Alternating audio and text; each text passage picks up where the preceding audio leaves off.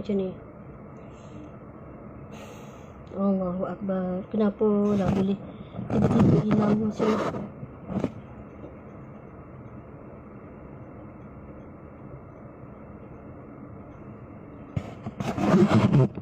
Bismillahirrahmanirrahim.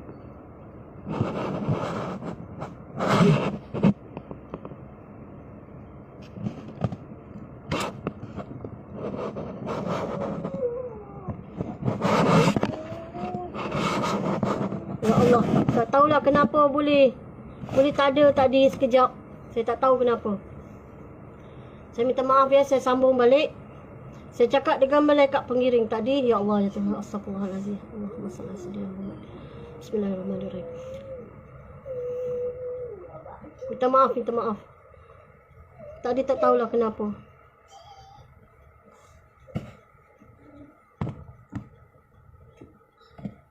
Okey. Lepas saya cakap dengan malaikat pengiring tadi, ni masuk ke tak ni? Lepas saya cakap dengan malaikat pengiring tadi, saya cakap saya malu. Lepas saya berjalanlah perlahan-lahan. Dan apabila saya berjalan perlahan-lahan, saya dah tak pandang dah sebelah kanan pasal saya malu. Saya naik perlahan-lahan sampai ke atas. Tempat yang saya duduk bertekak-tekak tadilah. Saya duduk dekat atas. Saya pun kata malaikat pengiring dekat saya, ini saya nak beransur pergi, dia cakap. Saya ada tugas lain, dia cakap. Saya kata, nanti dulu. Saya kata, kamu nak pergi mana? Dia kata, saya setakat ni sajalah jaga kamu. Kamu pun dah tak ada apa-apa dah kan, dia cakap. Saya kata, aku ni takut juga malaikat, saya cakap. Saya cakap lah, aku ni takut juga. Kau suruh aku duduk atas seorang-seorang ni, aku takut juga. Aku tak kenal siapa-siapa. Alah, nanti datuk kamu naik lah, dia cakap. Maksudnya Rasulullah naik lah nanti, dia cakap. Saya cakap, saya sunyi lah nanti seorang-seorang. Lepas tu dia pun cakap lah, tak apa. Kau tak nak tanya apa-apa ke? Dia tanya saya. Saya tanyalah dia. Saya sebenarnya ni macam mana? Dia kata, kamu sebenarnya ni kami paku mimpi untuk perjalanan akhir dah, dia cakap. Perjalanan akhir bagaimana? Saya tanya. Perjalanan akhir lah, dia cakap. Perjalanan akhir. Dia kata ni perjalanan akhir dah, dia cakap. Mungkin akhir saya lah, saya fikir. Ni mungkin akhir saya. Dia kata, kami paku mimpi dekat kamu ni supaya kamu boleh bagi tahu yang lain bersedia. Bersedia masa akan datang. Lepas tu saya pun cakap lah, oh, apa yang nak boleh bagi tahu saya lagi? Dia cakap. Dia kata, kamu tahu tak masa bergegar tadi? Masa bergegar-gegar tadi. Masa tu Allah Ta'ala dekat dunia orang panggil kiamat. Dekat kami Allah gumpalkan balik. Maksudnya bumi tadi, masa gegar-gegar tadi saya duduk tengah mengungkit tadi, masa itulah berlaku kiamat. Maksudnya lebih kurang macam itulah, saya faham. Lepas tu lagi apa nama dia cakap, kesusahan saya masa di atas muka bumi ni sebelum mati, dia cakap sikit aja nak dibandingkan di akhirat, dia kata. Jadi kamu bersabarlah, dia cakap dengan saya. Banyak-banyaklah bersabar, dia cakap. Saya kata, lepas tu kalau macam saya takut macam mana? Tak apa, Allah tolong. Sekiranya ada kaki atau tangan atau apa-apalah yang akan mengancam kamu, kami cabut dulu nyawa dia, dia cakap. Atas izin Allah Ta'ala, Allah Ta'ala izinkan kami cabut dulu. Itu dia janji dengan saya lah. Masa sebelum saya nak disedarkan dari mimpi saya. Tangan kaki yang menyebabkan kesusahan saya atas muka bumi ni, contohlah saya nak bagi terangan kepada sesiapa mimpi saya ni, Tapi mereka ni datang nak buat sesuatu pada saya, mereka akan dicabut nyawa dulu. Kerana saya sudah ditetapkan akan mati di atas gunung berbatu yang tinggi dengan bom yang besar. Sambil menadah tangan dengan permudahkan urusan akhirat kami semua. Itu. Jadi segala ancaman atas muka bumi ni, kata malaikat, Allah berjanji dalam mimpi saya, mereka akan dicabut nyawa dulu. Satu langkah mereka 10 orang. Ini Allah berjanji dalam mimpi saya. Kalau nak takwil balik, jangan takwil mengarut-mengarut. Pasal saya pun bukan orang agama tinggi. Saya pun dah tengok neraka macam mana. Saya juga dah tengok syurga macam mana. Kalau tekan-tekan saya, nak suruh saya ni lebih daripada orang alim ulama, salah lah. Pasal saya masih belajar. Saya pun faham perkataan orang yang mempersendakan ayat-ayat aku. Pertanyaan di Masya pun saya tak mampu nak jawab. Sebab tu saya cakap apa yang telah diceritakan dalam mimpi saya. Macam tu. Ya. Jangan tekan-tekan seolah tanya saya, seolah saya ni semua tahu kitab. Saya tidak belajar kitab sangat. Saya belajar biasa-biasa sahaja. Jadi kata malaikat, kami nak beransur dah. Duduklah kat situ, dia cakap. Saya pun duduk. Duduk lebih kurang macam ni lah. Macam ni. Macam kita nak tahayat tu. Duduk macam, tapi saya menyandar. Ada benda menyandar. Saya rasa lega. Dan di kanan saya tengok pohon. Pohon tu memang cantik. Saya nak pergi pun saya rasa malu balik. Kerana tadi saya cakap saya nak pergi ketuk-ketuk pokok tu, saya cebik-cebik daun dia kan. Jadi saya nak pergi pun saya rasa malu. Tapi saya pandang kat bawah tu ada 1, 2, 3 orang melihat saya wanita. Cantiknya. Saya teringin nak pergi peluk tapi saya tak berani nak pergi. Saya dah malaikat kata suruh duduk, saya duduklah kat situ. Saya tunggu datuk kamu, dia cakap. Tapi saya duduk, saya tengok aja. Saya teringin nak pergi. Macam apabila saya pergi nak cerita, nak meluahkan apa yang saya rasa ni. Jadi saya tak pergi. Tapi saya tengok, tapi perasaan saya masa tu saya nak cerita apa kesengsaraan yang saya rasa. Saya tengok je lah. Apa yang dia tengok saya tengok dia. Mungkin ramai yang tanya berapa orang? 7 orang perempuan. Bawah pokok. Pokok tu lawa lah. Lepas tu saya duduk. Tak lama jugalah sebenarnya saya duduk perhati. Rasulullah pun naik. Rasulullah naik, dia pun berjalan, dia pun tunduk. Saya pun pandang ke depan. Dan saya tengok Nya pun ada satu tempat duduk dia. Minta maaf, salah bahasa tempat duduk. Tempat yang sedia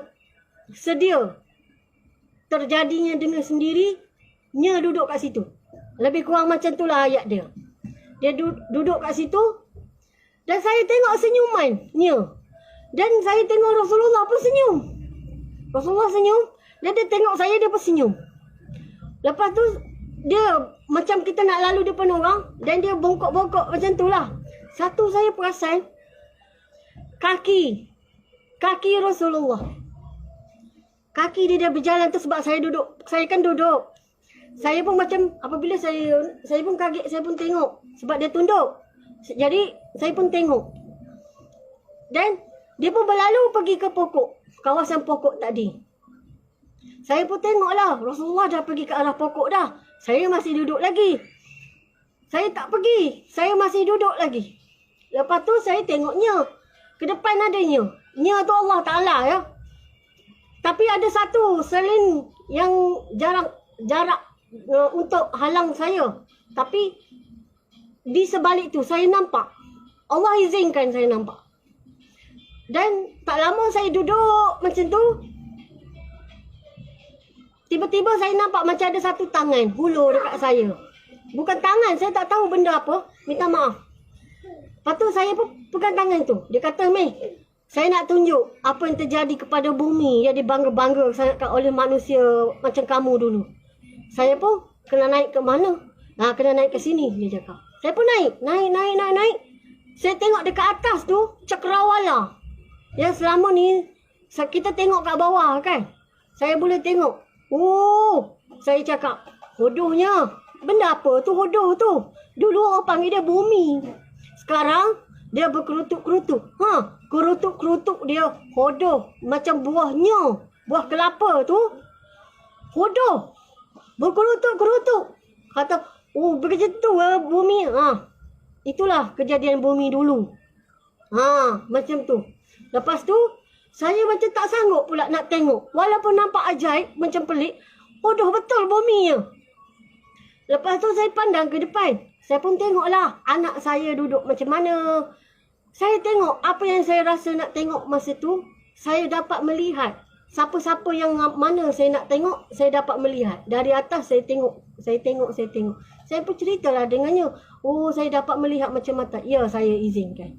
Maksudnya, izinkan. Lepas tu, saya pun, dia berkata, ni saya nak sedarkan kamu dah ni. Dia kata nak sedarkan kamu dah. Lepas tu saya kata, tak apa. InsyaAllah. Saya bercakap, kami takut nak mati. Saya ingat masa tu, saya tiba-tiba dah malaikat bercakap dengan saya pun cakap lah. Kami takut nak mati. Jangan kata berani ya nak mati. Jangan mengarut. Walaupun mu kata, mu ni sudah tebal dah. Sakaratul maut tu bukan benda dalam kepala tau. Bukan benda dalam kepala. Saya cakap, kami ni manusia mati ramai-ramai. Kami ni takut nak mati. Tak apa. Kamu pernah rasa angin? Dia tanya saya, kamu pernah rasa angin? Angin kat dunia tu? Macam tu lah. Kami akan cabut nyawa kamu semua nanti. Seperti angin macam tu je. Yang mana mengikuti kamu di belakang kamu lah. Jadi, saya pun sedar. Apabila saya sedar, lebih kurang pukul 15 minit pagi. Saya pun bangun tu, saya macam pening. Saya pergi ke mana? Saya macam pening. Saya bangun tu, 1 minggu, saya tak bercakap dengan siapa-siapa lagi. Saya langgar peti ais. Bangun pagi, saya langgar peti ais. Wasak peti ais saya. Demi Allah saya cakap. Saya tak cakap dengan suami saya yang langgar peti ais tu. Betul. Demi Allah saya cakap. Suami saya pun boleh tengok live saya ni. Saya tak mengaku dengan dia. Pasal, saya ni takut dengan mimpi saya. Mimpi tengok syurga tu tak takut. Mimpi tengok neraka, mimpi tengok azab atas sirat tu, nampak macam kecil. Tapi hakikat sebenarnya, dia ni terlalu kuat. Terlalu kuat sesaan dia. Begitu juga hirup-pirup sebelum kita keluar dari tanah Melayu. Malaysia ni lah. Sebelum kita keluar daripada Malaysia. Macam tu. Okey. Setakat itu sajalah apa yang saya nak cerita hari ini. Kalau ada berbangkit ataupun tak faham, boleh tanya perlahan-lahan dengan saya. Saya akan jawab dengan jujur. Saya dulu ni bukan orang bercakap agama. Saya bercakap bab lembu. Dan juga bab keropok. Keropok tu sikit aja. Biasanya saya bercakap bab lembu. Biasa kerja saya macam tu lah. Itu kerja saya. Tapi saya dah stop dah semua tu. Saya dah tak buat dah semua tu. Saya dah takut dah. Kenapa saya dah takut? Kerana saya dah tengok dah neraka macam mana. Saya dah tengok dah atas sirat macam mana. Okeylah masa kena bom tu dubang. Saya tak rasa apa lagi. Tapi atas sirat, dia berbeza. Dalam neraka, dia berbeza. Api tu yang dibakar-bakar ni kecil aja dibanding dengan neraka. Neraka ni kena tembus ke sana. Tembus, hancur, lebur. Ada balik, hancur lagi. Ada balik, hancur lagi. Itu je dari mimpi saya. Yang mana boleh jadikan iktibar, ambillah iktibar. Yang mana nak boleh jadikan clue masa untuk akan datang, ambillah. Kerana malaikat pengiring kata, saya ni mimpi yang akhir dah. Nombor 7. 1 hingga 6, Allah dah tarik nyawa dia dah. Malam tu dia mimpi, pagi esok dia pergi jumpa orang yang paling warak. Tak lama 2-3 jam, dia mati kena bunuh. Saya ni, mimpi 1 minggu saya langgar peti ais dulu. Minggu yang kedua baru saya cerita dengan suami. Itu pun cerita merak. Tak boleh nak ingat. Nombor 3 saya peram. Pasal apa? Saya ingat balik. Saya kena ingat balik. Kerana apa saya kata? Kerana kan cakap benda mengarut. Aku juga yang malu. Saya cakap, tak apa. Kelu dekat sini abang saya cakap, anak dia tu masih kecil. Kecil. Jadi saya tahu abang saya tu, Abdul Jamaluddin, Abdul Jalal, dia tak ada anak kecil. Satu hari saya duduk dekat sofa saya ni, abang saya telefon. Dia kata, Dek mu tahu Kak Lim mu dah bersalin. Masa tu, bila bersalin? Alamak dah 2-3 bulan. Masa tu saya dah menggigil. Saya kata, ini bukan mimpi main-main. Ini mimpi betul. Masa tu saya kata, Allahu Akbar, Allahu Akbar. Betul mimpi ni. Lepas tu, okeylah. Mestilah kamu tanya, ni malapetaka COVID apa semua sekali tu. Saya dah tahu dah. Dah dicerita sebelum, cuba tengok. Pada tahun lepas yang saya up status dekat wall FB saya tu, tahun lepas, sebelum 2022. Bulan 11, bulan 12, bulan 1, saya dah nak cerita. Tapi kalau saya cerita masa tu, tak ada siapa percayakan saya. Pasal benda tu tak berlaku lagi. Benda tu tak berlaku. Tapi saya tahu dah. Tapi kalau saya cerita, siapa nak percaya dengan saya? Lepas tu, saya fikir lagi. Saya fikir, ini saya dah tak tahan. Kerana apa yang saya nampak dalam mimpi saya, sedang berlaku satu persatu. Sedang berlaku satu persatu.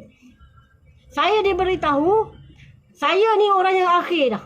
Perjalanan mimpi yang akhir. Ya Allah, paku atas kepala saya. Supaya saya bagi penerangan kepada orang lain. Supaya orang lain bersedia. Bersedia sebagai bakal jenazah.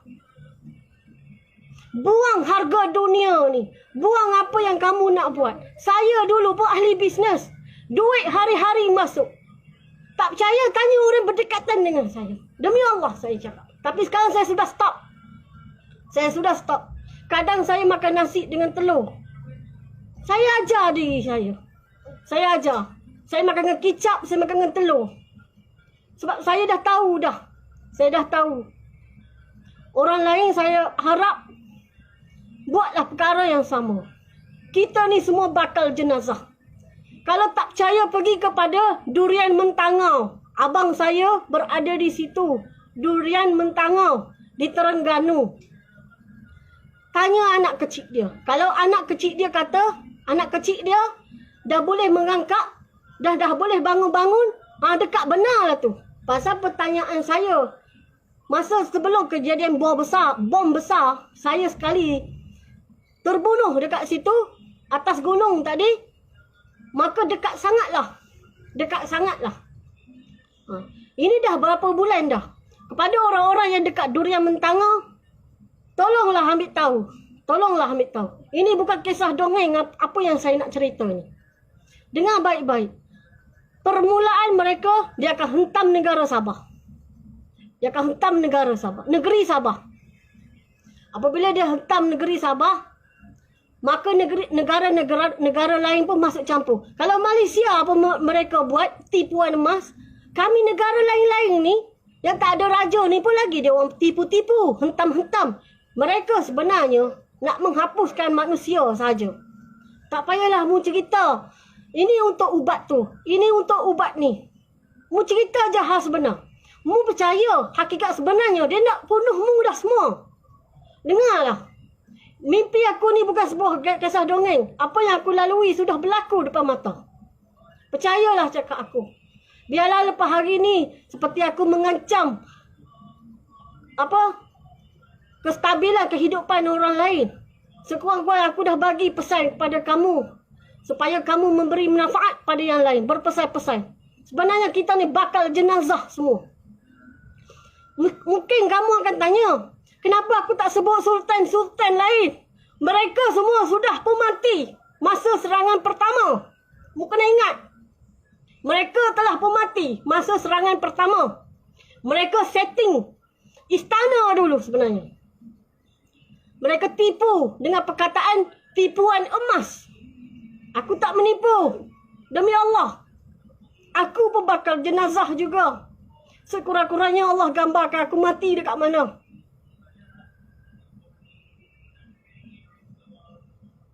Itu sajalah. Minta maaflah emosi sikit. Dengarlah ahli-ahli politik. Aku tahu tempat pok-pokmu duduk di mana. Di mana atas masyar pok-pokmu. Tapi apabila mu mengikut di belakang aku, mencari sama-sama Imam Mahdi, maka mu hanya berjalan sahaja di atas sirat Allah, berjalan sahaja di atas neraka Allah, dan terus masuk ke syurga Allah. Jaminan Allah tidak ditarik jatuh. Dalam mimpi aku, demi Allah aku bercakap. Mu belajar tinggi-tinggi, tapi mu tak ada jaminan. Untuk apa? Untuk apa? Mu percayalah. Sebab mimpi aku ni sekali terus sentuh bahu Rasulullah sallallahu alaihi wasallam. Bukan mimpi aku ni satu kali aku mimpi, satu kali sahaja. Tidak berangkai acap kali, tidak. Demi Allah tidak. Satu kali sahaja.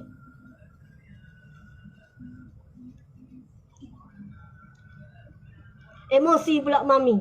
Yalah, kalau sebut tentang anak-anak memang saya emosi. Saya pun sedih. Pasal saya pun bakal jenazah. Saya pun sedih. Sedih, takut, bimbang. Semua ada. Kan? Saya pun bukannya sempurna mana seperti orang lain. Saya pun penuh dengan dosa juga. Tapi kita sama-sama memaafkanlah. Macam tu. Dah kita nak buat apa lagi? Takkan kita nak pikul seguning duit. Nak bawa pergi ke alam barzah. Tak logik. Jadi kita pikul pahala. Pahala maafkan orang pun pahala juga. Tak payahlah bergaduh. Kita bercakar-cakaran dalam ni. Nak ikut benda-benda yang tak logik dalam kepala. Saya tidak komen. Tak mahu nak cerita sebenarnya. Tapi sebenarnya mereka ni nak menghancurkan kita dah. Nak menghancurkan kita dah. Sudah dekat sangat dah. Berapa lama perjalanan dari tanah Melayu ni, Malaysia ni, keluar ke sana. Masa tu, masa peperangan. Nak pergi sampai tempat yang saya mati terbunuh tu. Kena bom yang besar. Berapa lama? Cuba kira. Masa dia, kalau nak kira, pergi ke Durian Mentangau. Tengok anak abang saya. Umur berapa? Saya nak telefon, nak tanya pun saya gerung. Betul. Walaupun dia anak saudara saya nak telefon, saya nak tanya, memang saya takut. Saya takut dengan hakikat ni. Kamu orang yang berani, kamu orang yang hebat, kamu orang yang percaya agama, kamu yang orang yang fikir intelektual ni apa yang saya cakap, kamu pergi tanya. Kamu pergi tanya. Saya memang tak berani. Tak percaya. Betul. Saya memang tak berani. Tak berani pada saya nak bercerita ni. Tapi saya boleh bercerita, saya ambil masa. Takut nanti Allah tanya kepada saya, aku bagi mimpi, aku tak bagi tahu orang lain langsung ke? Jadi saya bagi tahu dalam live ni. Share lah bagi manfaat kepada orang lain. Dengar balik permulaan hingga akhir. Kita ni semua bakal jenazah. Orang lain nak buat tipuan emas kepada kita. Tipuan emas, tanya pemerintah sekarang. Benda apa maksud dia? Pemerintah tahu. Pemerintah tahu. Dan masa berlaku ini, atas muka bumi ni hanya ada 70 orang saja wali. Itu saja tersisa. 70 orang saja wali. Yang berjalan sama-sama mencari Imam Mahdi ni hanya 70 orang saja wali. Dan saya mengenali dia melalui apa mimpi saya tadi. Dia memberi maksud. Maksud yang benar. Bukan maksud kerana politik. Bukan maksud kerana wang. Tapi maksud yang benar. Kita ni keliru dah. Zaman ni keliru, tak tahu mana betul, mana salah. Nak semayang pun jadi keliru. Nak hidup makan pun jadi keliru. Bagi lesen halal tapi buat sop babi lah. Buat kari babi lah. Macam-macam dah kita ni. Kita ni zaman tak amat keliru dah. Tak marah kita ni. Kita ni juga macam tak marah. Orang hina Rasulullah pun, kita dah macam tak marah. Bagi denda. Nasabah ke bagi denda. Sedangkan kita ni mengucap. Mengucap la ilaha illallah sebab Muhammad Rasulullah. Tapi kita ni tidak apa. Tak buat apa-apa. terganggu aja, tak tahulah kenapa. Adalah tu. Kadang-kadang dia buat terganggu ni. Tak tahulah. Setakat ini sajalah dari Mami Zack. Saya minta maaf sekiranya bahasa saya ni sukar difahami. Sukar difahami, orang tidak memahami. Saya memendekkanlah. Assalamualaikum warahmatullahi wabarakatuh. Catat baik-baik. Kita semua ni bakal jenazah. Assalamualaikum warahmatullahi taala wabarakatuh.